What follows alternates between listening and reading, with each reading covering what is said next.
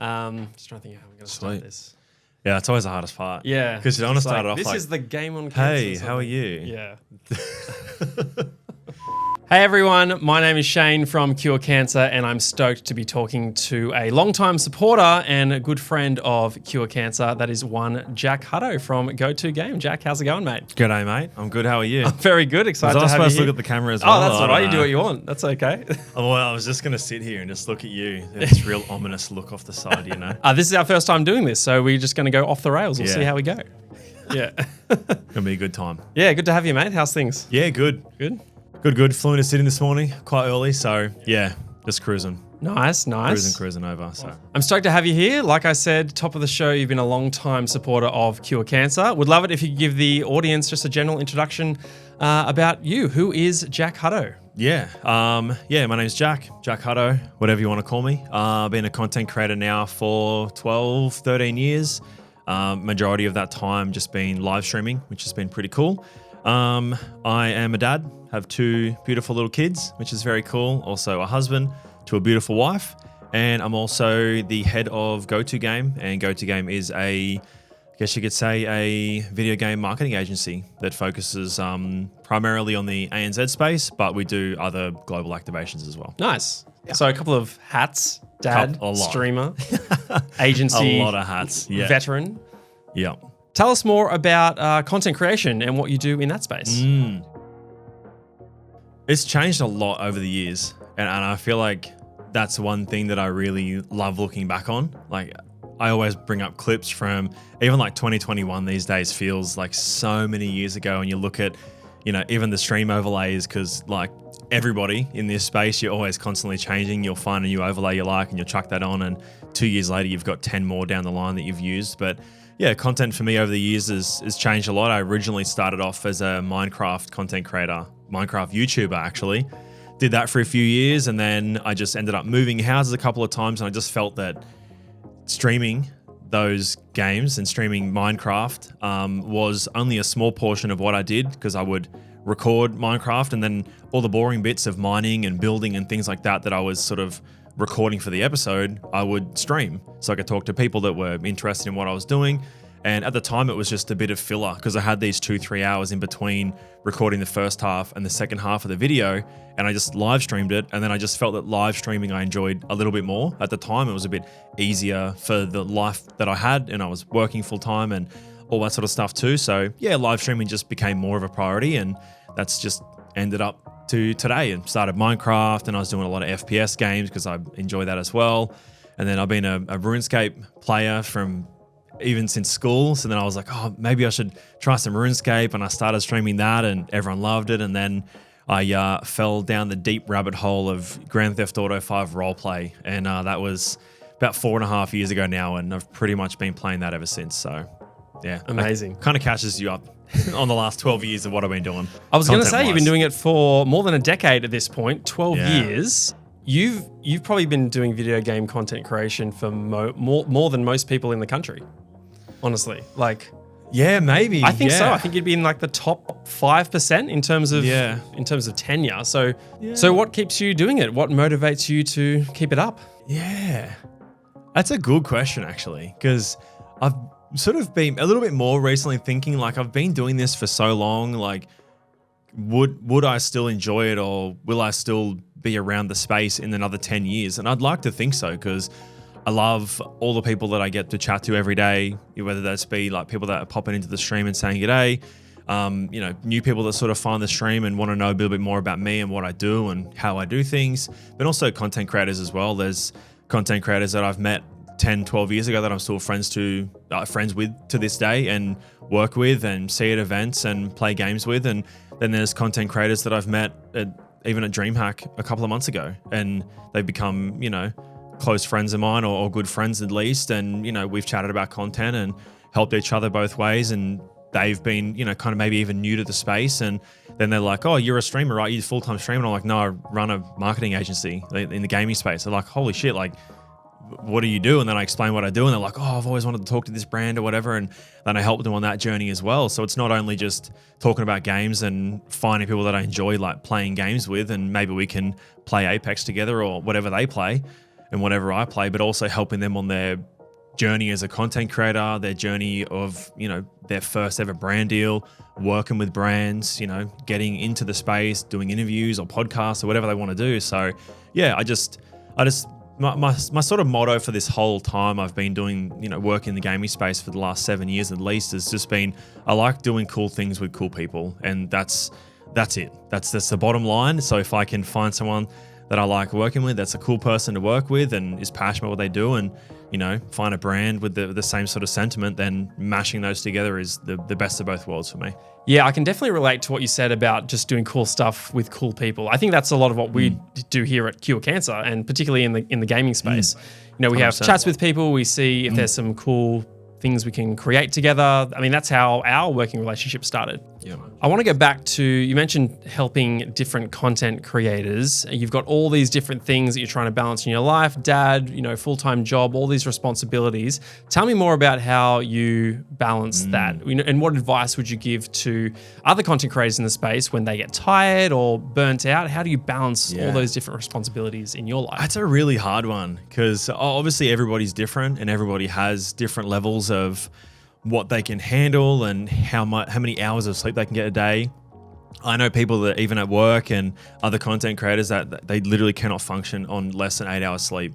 And 8 hours sleep, unfortunately, just doesn't work into my schedule and into my lifestyle right now. So if that was kind of me, I would definitely have to pull back on a lot of things that I'm doing and sacrifice, certain things that I'm doing right now to make sure, I'm probably not as healthy as what I should be, but I have been going to the gym and I've just been really trying to sort out my diet, because I felt like that was one part of my life that really wasn't keeping up with the rest of it. And even these last few weeks of just changing my diet around a little bit has, I don't know, in a weird way, like maybe it's a bit of a placebo effect right now, but I actually feel a lot better and a lot more energized. And I actually felt like, even this last night I was thinking about it, because I've been really focusing on that part of it.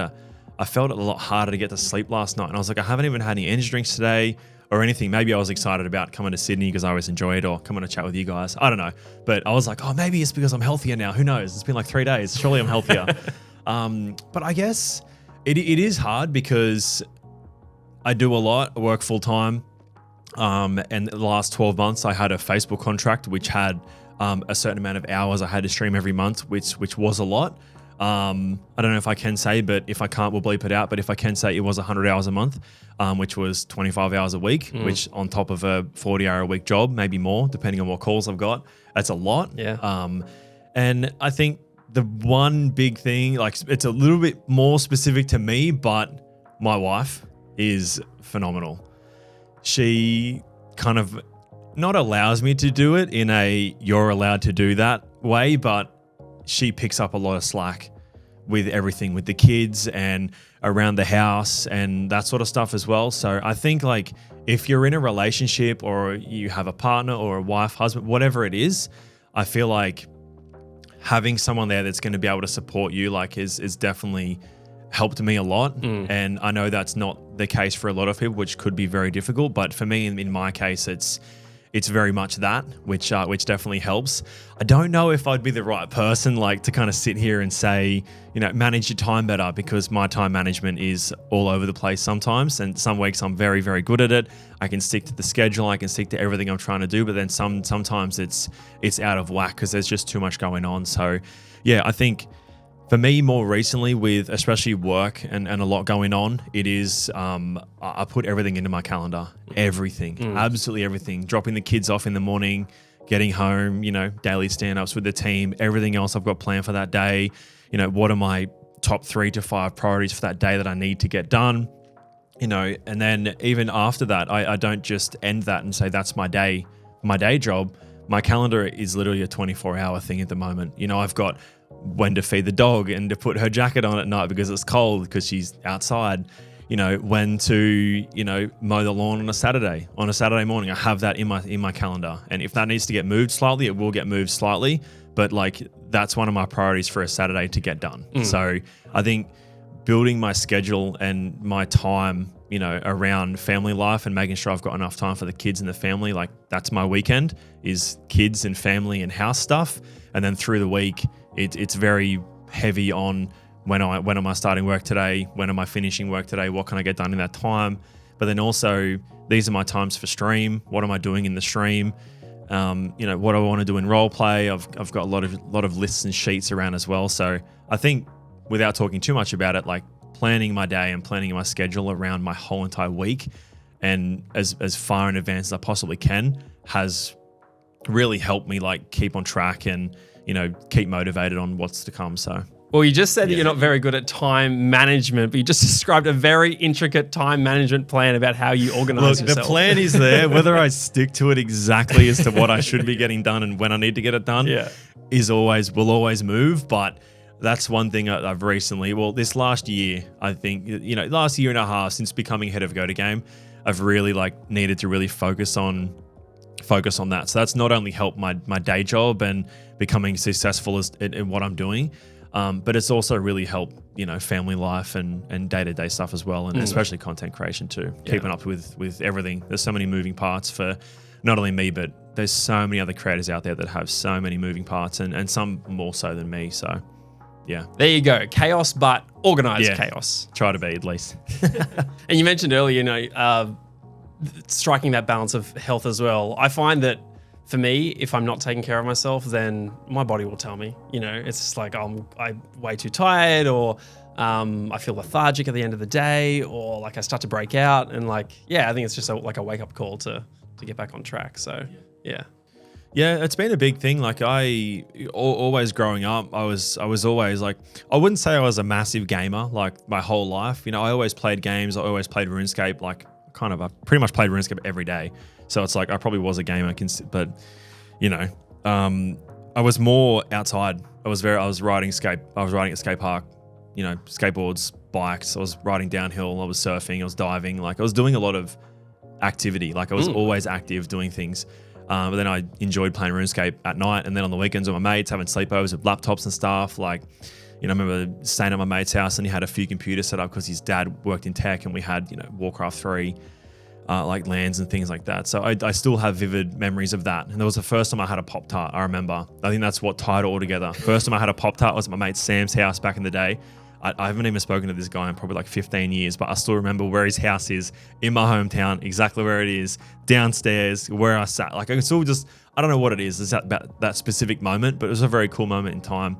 And I was always active. And then I think just working, I was working in the city. I was living, before I moved to where I live now, where I work from home. We're very fortunate to be able to do that. But when I lived in Sydney, I was living out west. I was traveling an hour and a half each way to the city.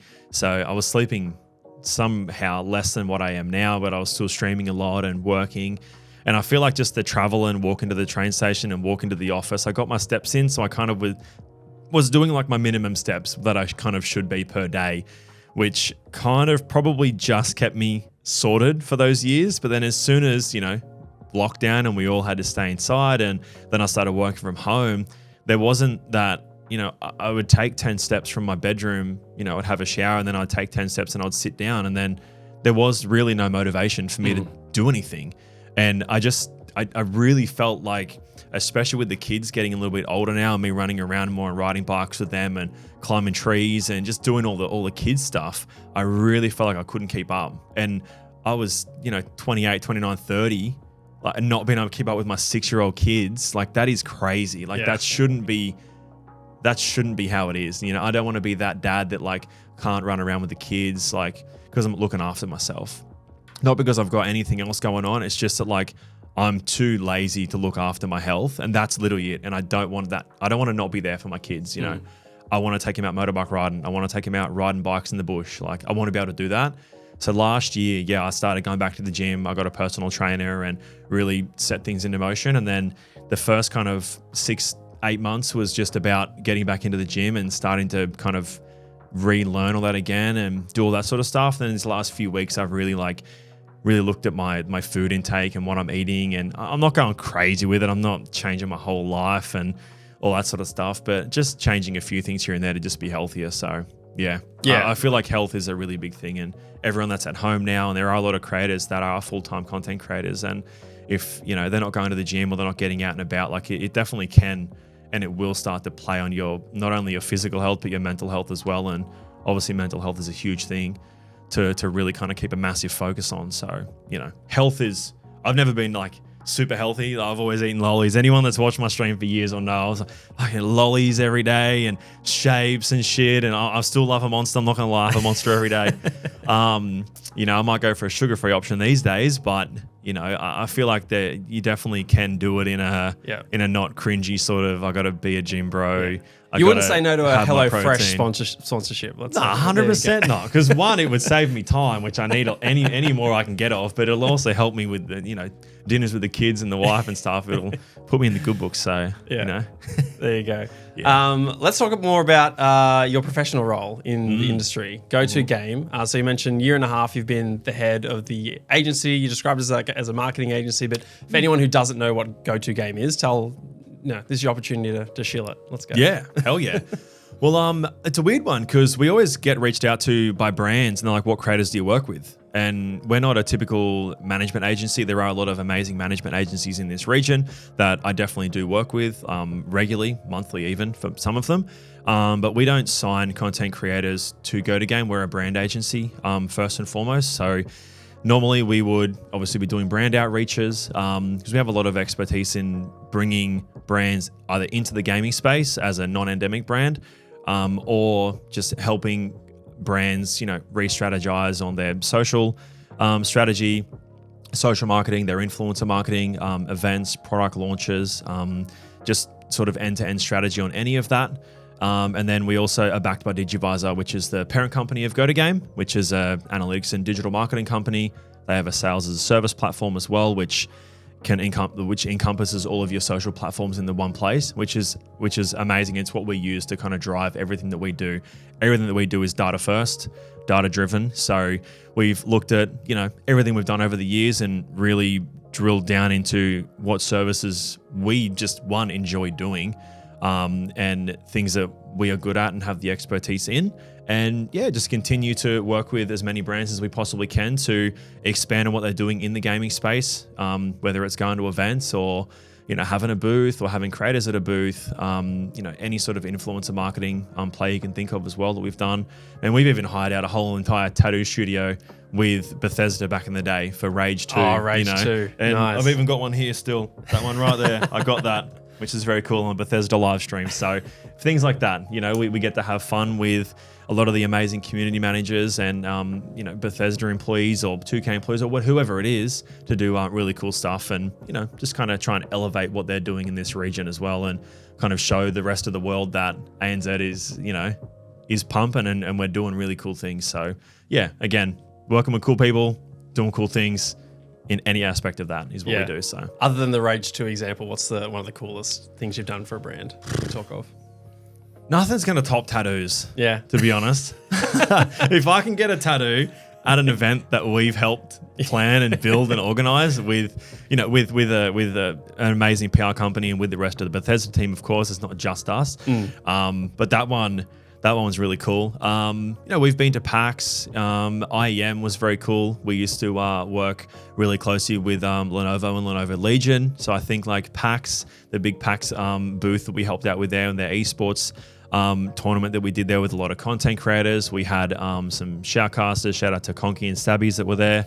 And a lot of other content creators that were there at the time. So we've done a lot. We did IEM as well a couple of times, which was cool. So that one was awesome. We had FaZe Has, who was YouTuber extraordinaire for FaZe Clan, was from New Zealand. So got him there, and he was versatile in Counter-Strike because that's what the game that he played. And we had a lot of social strategy built around that as well to really kind of push Lenovo Legion in front of everybody's eyes as more than anybody else. And we were able to be very successful in that.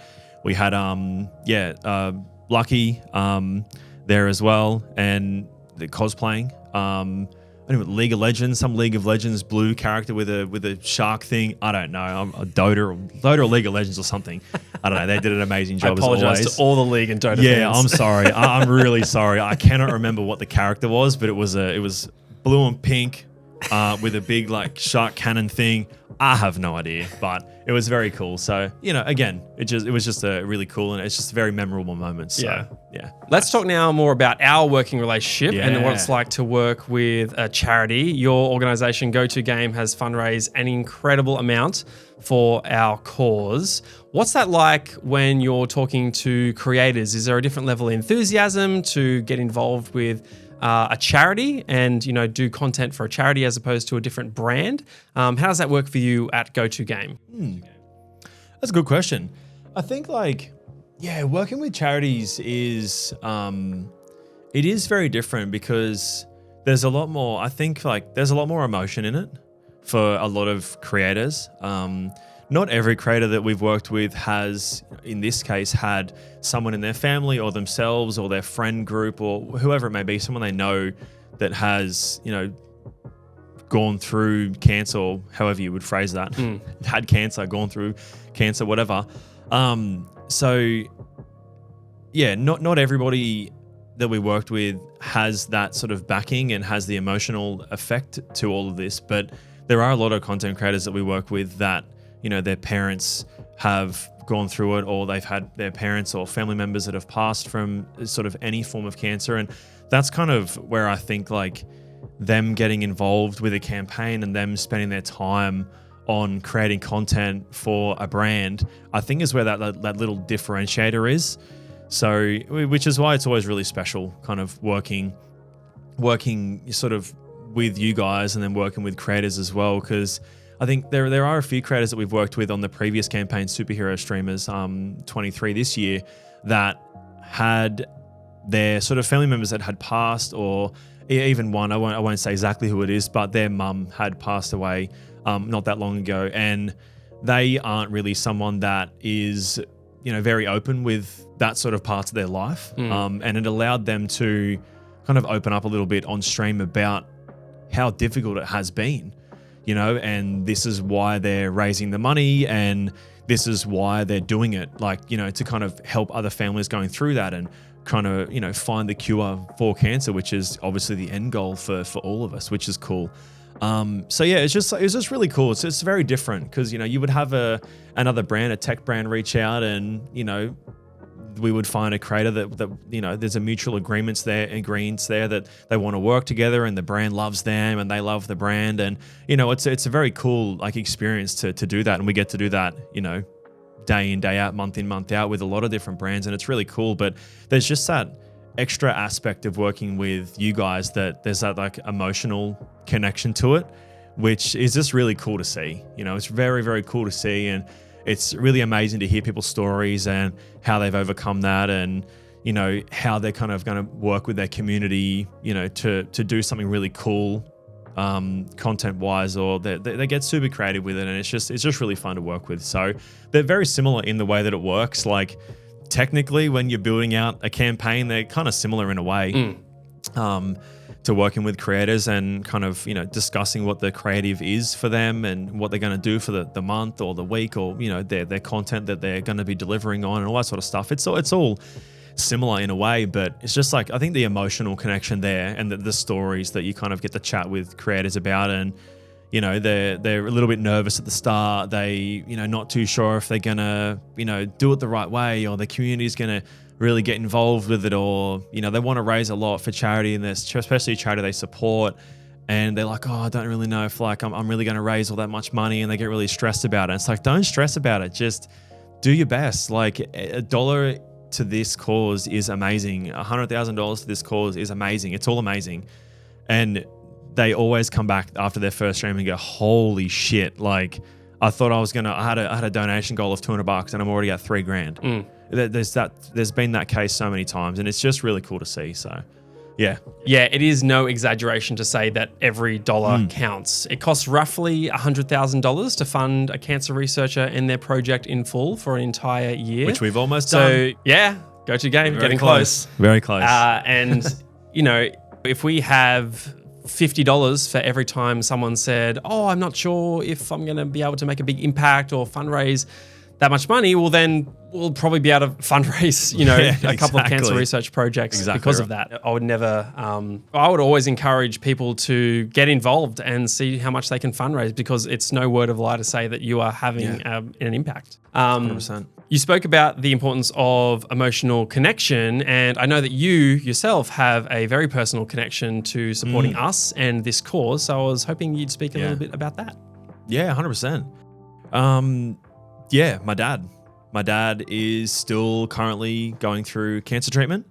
So last year, I don't know, I'm going to get the times wrong, the dates wrong, and my sister's going to flame me for this because she's like, oh, you know about dad? Did you call dad today? I was like, I did call dad today, but I didn't ask about how he's feeling, if he's feeling terrible and how his cancer's going. I talked to him about what the surf's like, you know. She needs to be very specific on how dad's doing, how we can help, and all that sort of stuff. I'm like, if dad needs me, he'll call me. He'll be right.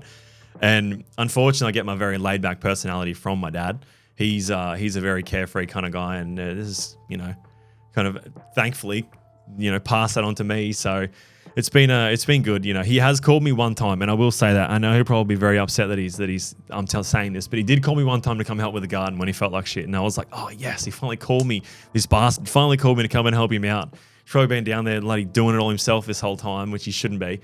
But so dad last year ended up with bladder cancer. So went through that whole process, ended up having his bladder removed, and now has a makeshift one. They took his intestines and made one, and this crazy process, which I didn't even know about. And it's very, very cool. And technology these days is absolutely insane. So that was all good. Went through, a full round of chemo, and that was just such a wild time, because that was, sort of in the middle of that, we couldn't see him at all. Just his immune system was so low or non-existent, and really didn't want to get him sick. And this was still kind of in that kind of tail end of when people, you know, stopped caring about COVID, but they still cared about it then. It obviously is still a thing, but it was still a lot more rampant up where I'm living now. So we had to be very careful with that. And even if we had, like, one of the kids had a slight cough, like, we wanted to go see my dad on the weekend, but we couldn't. So it was really tough, because I'm really close with my dad and my family. So, like, catching up with him every couple of weekends and going to the beach or just riding my motorbike over and saying good day is not out of the ordinary. But not being able to see him for 3-4 months at all and really only be able to talk on the phone, like, kind of sucked for the whole family. So yeah, it was a pretty heavy time, and he isn't someone that likes to sit down. Like, he's like me, he likes to get up and go, you know, get out and do things, and he surfs a lot, he works a lot, and he just wasn't able to do any of it. So I think that was the hardest part for him. I think just not being able to do anything. Like, he was just, he hated it. He can watch as much surfing on TV as what he could possibly find, but he's been able to just have to sit on the couch all day, every day, and just feel like shit. Like, obviously that would just not be good for anybody, but especially for him, needing to get up and about all the time. It just wasn't for him, unfortunately. But yeah, that ended up getting rid of all of that, and then started sort of coming good a little bit. And then it was sort of around Christmas time, he started getting a lot more pain. And then it was the start of this year, they went back around and had a look again, and they were like, no, nothing's there, all good. And he was like, well, I'm having excruciating pain. He's on pain meds all the time, and which he hates. If he has to have Panadol for a headache, that's done. He hates it. Hates Panadol, hates any of that sort of stuff, hates taking medication. So he was just, you know, having to have pain medication all day just to manage it. And finally went back and ended up getting a scan, and colon cancer, somewhere around there. I don't know the specifics of it, but then it's also fused with his spine as well. So it's kind of all in that region of too dangerous, can't really get it taken out. So now it's at a point of can't remove it and take it out and then hope it never comes back and you'll be good, to keep the pain down and have a painless experience for however long he's with us for. So, which I've spoken to him, and he's very much on, in the mentality of, I would rather feel good for 5 years than feel shit for 20 or feel shit for 10. If he can feel good now for the next 5 years and get a good 5-year run and be able to surf every day and hang out with the grandkids and hang out with me and go up the beach, go surfing, and have a bloody eat chicken on the beach and do whatever, do whatever we do, and he gets a good solid next 5 years. Like that's the aim at this stage. So it's a bit hard to hear that, obviously, but at the same time, like, I don't know, it is what it is. I'm chatting with him. He's like, it is what it is. If I can feel good for 5 years, then don't be sad about it. We'll just have a good time, and then it's going to happen eventually. Might as well have a good 5 years, So I don't know. That's his mentality. That's mine, because I'm like, I'm not going to sit there and get all upset about it and, try and figure out all this other shit and blah, blah, blah, and stress about it when he's not stressed about it, Me stressing about it, it's not going to do anything. It's just going to make him stress about it and make him upset and make everyone else upset. So, he's a trooper. He's an absolute legend. So, whatever he wants to do, that's what we're doing. And he said it, so that's how we're rolling with it. Which is cool. Really inspiring, Jack, to hear those words straight from your mouth about how your dad's incredible positivity through what can only be described as a harrowing experience is really inspiring. So to see you take that energy and adapt it yourself, that must be really, really special. Yeah, 100%. He's just so easygoing about it, which makes it easy to deal with as well. Like, I don't know, in like a little bit of a selfish way, I guess. It's like, oh, he's not stressed about it. So I'm like, I don't have to stress about it a little bit. But it's good, because I think like if he really was like really stressed about it and always down about it, obviously I would fully understand it, and I would probably be that in that situation. But it's just so good to hear that he's so like, whatever. It is what it is, and we can just go, oh, cool. He doesn't want to talk about it. It's not going anywhere. Yeah. Unfortunately. So stuff it, let's just have a good time. And he's back to swimming now. He was on immunotherapy and stuff like that too, which has really helped and made him feel a lot better. And, he's got his caravan. He's going to start heading off, going traveling again soon, with my stepmom, Linda. So yeah, he's living his life, and that's all I ever want. So if he's happy and he's living his life, then I'm happy and I'm living my life. So I hope he knows about all the awesome work you do for Cure Cancer and help us he raise does. so much Yeah, money. He does. Yeah, he definitely does. Yeah, nice. He pops into the stream every now and then. Great. Even though he's got no idea what's going on, he pops in and always gives me a call and sees what's going on. So yeah, he's very stoked with all of it, which is cool. So amazing. Well, Mr. Hudson, you should be very proud of your son Jack, and I know that we're very proud to be able to work with him as well. Thank you for that, Jack. Before we wrap up the interview, I would love to get a few words of advice for, one, anyone who might be thinking about getting into content creation, and two, if there are content creators out there who might be interested in supporting Cure Cancer, what advice would you give them as well? Yeah. I could talk about this a lot for hours, but I guess short and sweet would be just do it. If there's something out there that you want to do it. If it's entertainment purposes and you think you're funny and you enjoy playing video games, then you can do it. If you have a passion for something and it can be inspiring, it can be something that people can learn, and you want to teach things, then do it. You may find that it's not something that, one, you enjoy, something that you want to put your time to, that not something that you're good at, and that's fine. I've done so many things over the years that I'm not good at. Even though I really wanted to do it, I want to be a professional motocross rider. It's just not going to happen. I'm not that good. I don't, it's not something I've done or I really want to kind of put my time into. Sure, I like riding dirt bikes on the weekend, but I'm not going to be doing backflips anytime soon. So I think just being realistic about it, that there are a lot of platforms out there. There are a lot of content creators out there. There is a lot of information out there that, it can get a bit stressful, but finding a content creator or, even an agency, reach out to me if you want to have a chat about the process of starting a stream, getting into some advice. I'm more than happy to spend a bit of time on helping people out and chat sort of through that process and how they should go about things. No way, shape or form the best out there or know the most or, have the most followers or whatever, but I've been doing it a long time and I've seen a lot of creators come and go, and I've helped a lot of creators start their journey, and are now full-time content creators. So, I know a little bit about a little bit of stuff.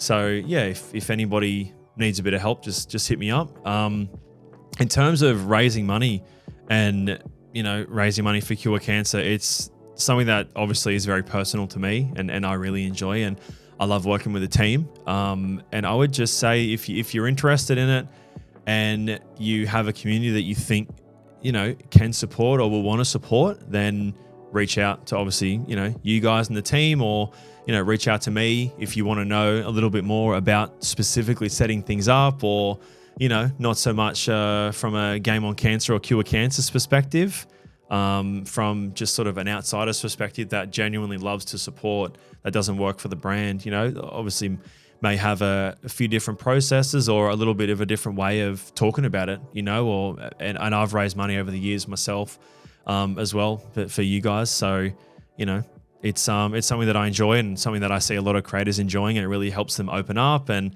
chat with their communities about, certain topics and certain things that may be hard, but now they've got the support from not only me and the rest of the Goto.Game team, but you guys, it makes that process a little bit easier as well. So I'd say just do it. Perfect. Hit me up. Yeah. Hit you guys Sounds up. good to me. As we wrap up, why don't you tell people where they can find you and how they can learn more about Goto.Game? Yeah. Well, me personally, Jack Huddo on any platform.